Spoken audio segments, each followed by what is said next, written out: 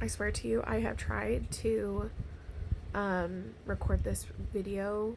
Now this is the fourth time.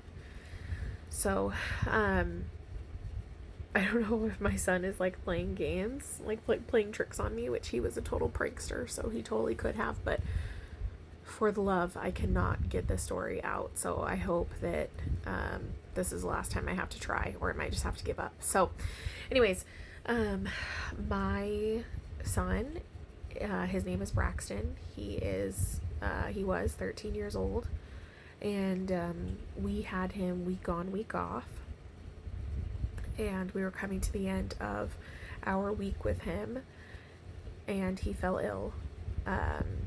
We just thought that it was like a common cold. He had spent the whole day laying down, and my husband and I were like, hey, you gotta get up, you gotta move around, and he was really sick. He really didn't feel good. He really didn't want to move around. And when it came time for his bio mom to come pick him up, he didn't want to go, which was actually pretty crazy because he was very good at being fair and, making things even for each parent. He never complained. So, him complaining about this was really odd. And I think even to this day, my husband and I sit there and like wonder, would things be different if we didn't make him go? But, so his bio mom comes and picks him up, and he spends the week with her, and we're talking on and off, checking in on him, checking in with, bio mom to see if, she had taken him to the doctor, where we were things improving, regular things. And that was kind of her territory. She was the one who wanted to take him to the doctor and kind of have control over that, which, whatever. So, she had told us that he went to, checkups and had medications and all those things. And so we thought that everything was under control.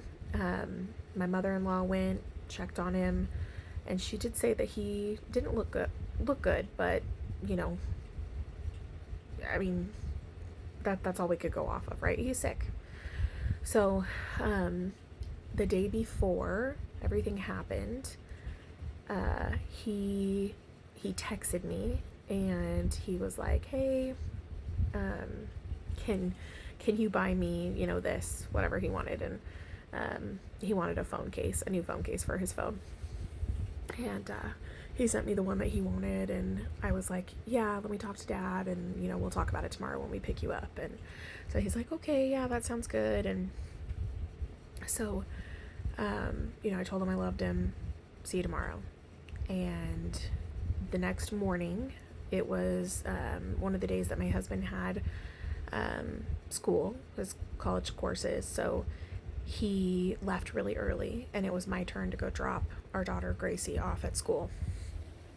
And so I was on my way to drop Grace off, and she was 7 at the time, and I got a phone call from his bio mom, which wasn't completely out of the ordinary. Sometimes her and I would talk, but mostly it was her and Dustin, my husband, that would talk. So it was a little unnerving, So I answer the call, and it's on speakerphone on my car phone, and so my daughter can hear everything. And just like very coldly, she was like, Braxton's at the hospital, I need you to meet me here. And I was like, oh, okay. And I'm trying to put on like try and keep it very surface level, so my daughter doesn't hear anything that she shouldn't.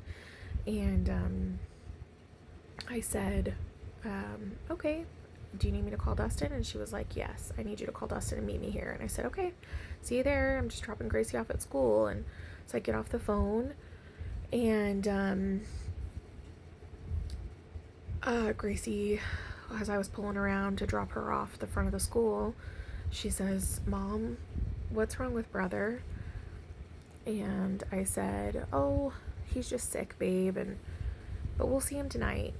And she goes, well, tell him that I'll play a game with him when he gets home. and that'll make him happy. And I said, okay, I'll let him know. See you after school. Love you. Have a good day. So I drop her off and I get on the phone with Dustin immediately. And I had to call a couple times because he's in class, So he answers. I tell him, and I'm like, you just need to get here right now. She didn't give me any information. I have no idea what's going on. So my first initial reaction was maybe he overdosed on medication.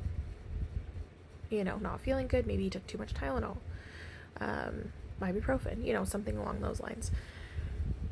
And then I was like, well, maybe he just got hurt, maybe, I honestly, I had no idea. I had no idea,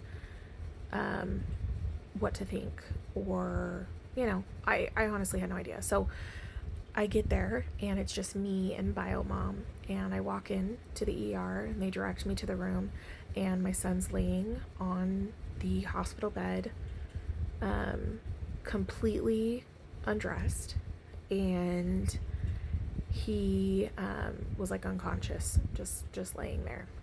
And so I just looked at her and I just hugged her. I didn't know what else to do.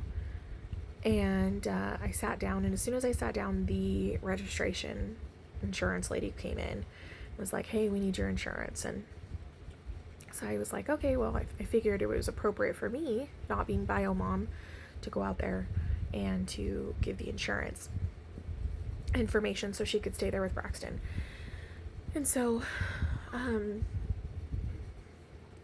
I went and did that, and while I was standing there giving her my info, my insurance covered him, so I'm sitting there getting all my info, and I'm like, what is going on? And she said, your son's heart stopped. And I just started hysterically crying.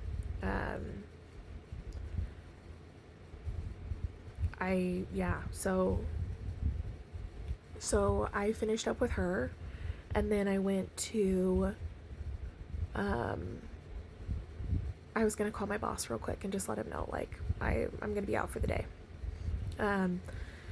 He didn't answer, so I was like, okay, maybe I need to call my mother-in-law real quickly and get her down here, because her and my son were very close, and I knew that she needed to be there. I just had a feeling, and so I called her, told her she needs to get to the hospital immediately, and then I went back in the room. So I was gone maybe 10-15 minutes. It didn't seem very long, but anyway, so I go back into the room, and now my husband is in there with Biomom, and there's people everywhere, and they're like starting to move his bed, they're starting to gather equipment, all these things. And I was like, what's going on? And they're like, well, we're gonna get him ready to go on life flight. We're gonna life flight him to Primary Children's.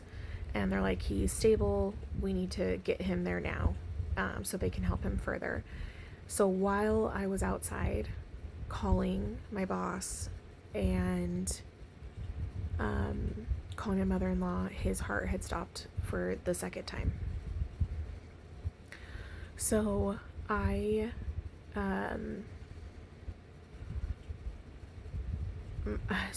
gathering things, getting things ready, to take him into the helicopter. And my mother-in-law shows up, we catch her up, get her up to speed with what's going on.